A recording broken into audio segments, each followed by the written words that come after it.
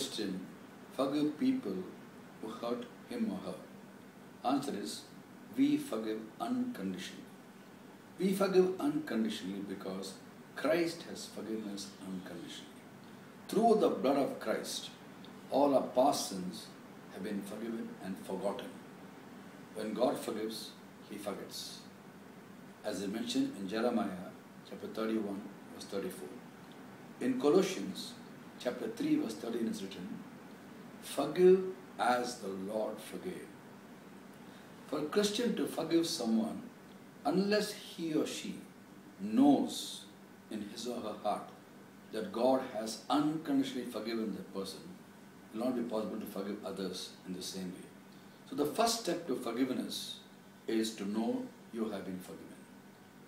The first step to forgetting other people's wrongs is to remember God has forgiven us our wrongs.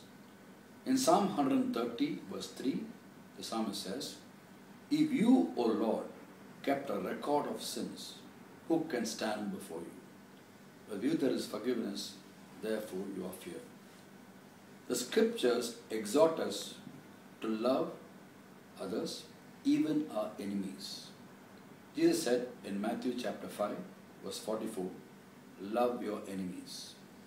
In 1 Corinthians 13 chapter, verse 5, the Bible says, love keeps no record of wrongs.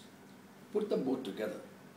Love your enemies, love keeps no record of wrongs. Which means we keep no record of the wrongs of enemies towards us. That can only happen when by faith we receive the forgiveness available for us through the amazing sacrifice of Christ on the cross, who by His blood cleansed our consciences from every act that leads to death. He's made us perfect by His blood.